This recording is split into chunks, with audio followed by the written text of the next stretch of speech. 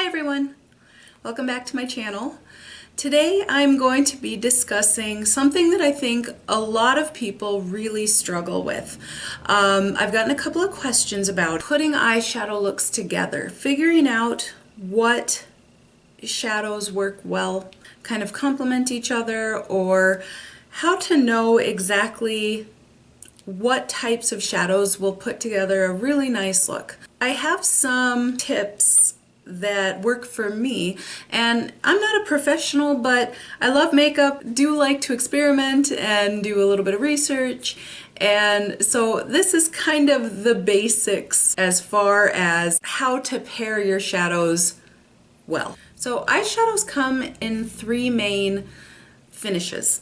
You have matte shadows, shimmer shadows, and then just straight up glitter shadows. So this is from the Lorac Love, Lust, and Lace matte palette.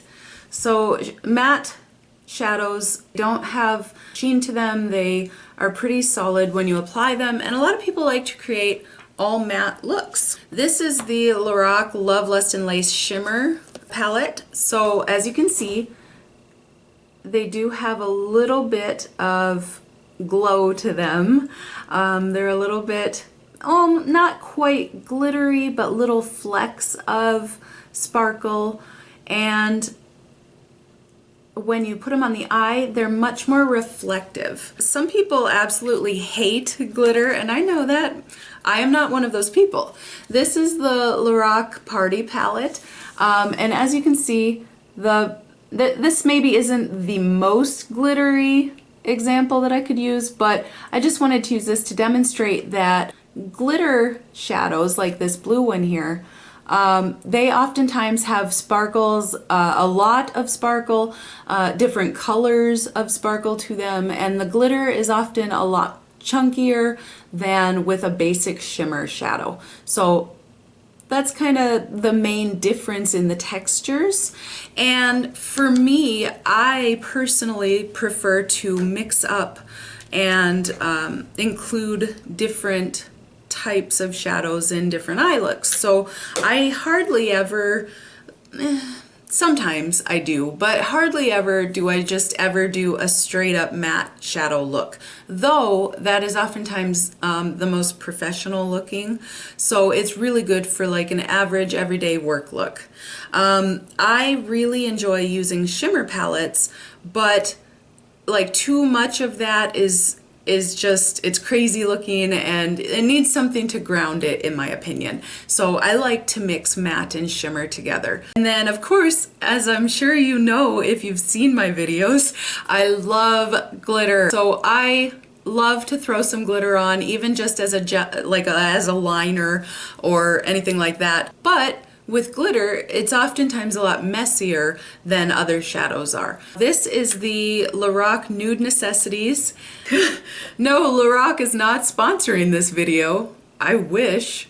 I just really like their shadows. Sometimes you can get a palette like this that they're all kind of laid out for you very nicely, coordinating shades that are going together. So with this one, you have a row of cool tones, a row of warm tones, and a row of neutral tones, all in nude shades. Light browns, medium browns, some goldish colors.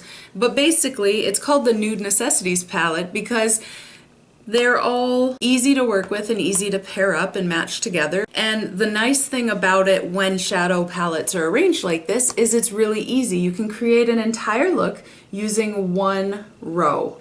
Or you can pick and choose, which is what I prefer to do. Where the confusion kind of increases is when your palettes aren't necessarily laid out with any type of order. So for example, this is the Anastasia Beverly Hills Artist palette, and it's a beautiful palette. It's got lots of fun colors in it, but sometimes when you look at something like this, it can be very intimidating trying to figure out like which shades will work together. And what makes it easier for me to put looks together is I figure out which ones are the most neutral and sort of the ones that are going to ground the look, base my whole eye look around maybe a fun pop of color, as opposed to trying to get 2 or 3 big bright colors together. This rose color, it's matte, I believe.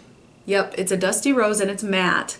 I would pair this with, you know, something a little bit brighter, a little bit more colorful. But this color is soft and neutral in a way. Easy to mix a soft neutral matte color with a bright color than it would be to try to blend these two together. There are pairings in here even though it seems a little bit random. The black, the aubergine, and the dusty rose could easily be paired together to make a beautiful look. The green, which is anaconda, fresh, and unicorn, which is like a purpley blue, they're all complementary colors. Think back to basic art. Green is made of yellow and blue. So you could maybe use green and yellow together or green and blue together. The orange and brown, and then this beige. So they're kind of set up a little bit in trios that might coordinate.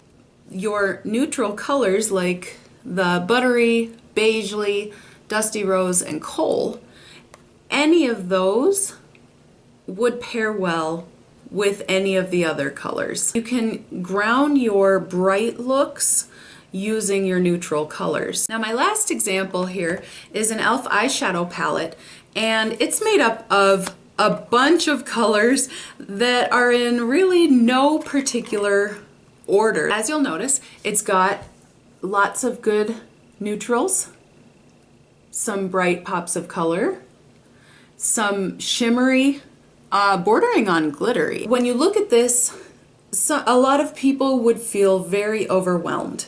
If you pick out the ones that you would like to use to ground your look, a very neutral look, and then add the pops of color, that makes it a little bit easier. Maybe you want to go with cool toned shades and do a cool toned look, or maybe you want to do a warm toned look. Think of your wardrobe. A lot of people feel uncomfortable pairing, you know, gray pants with a brown shirt because they recognize that it doesn't work very well, and that's because the tones are contrasting. Think of what you would wear on your body, and that makes it a little bit easier. A lot of people would not wear these two colors together, this bright pink and this bright blue. I would, but a lot of people would not. If you're a beginner, I would definitely recommend pairing this blue with maybe one of the lighter shades of brown. It's easier to pull off than trying to pair up several really colorful colors together. When you think of a color wheel, it's very similar for when you're trying to pair up colors of eyeshadows. So the ones that go across from each other oftentimes work pretty well, or the ones that are beside each other oftentimes pair pretty easily, depending on the look that you're going for. I don't recommend doing all shimmer, but a matte highlight color, a matte crease color, which is light enough to accent the crease of your eye and work as a transition. Any one of the really shimmery or glittery ones all over the lid, that's always going to be a beautiful look. You're always safe going that route. I hope this was helpful for you. If you still have any more questions, please feel free to ask in the comments section. I can clarify anything that maybe you're still a little bit unsure about. If you like this video, please give me a thumbs up and subscribe down below. And also feel free to leave me a comment. Let me know what you would like to see in the future. Thank you for watching. Peace and love.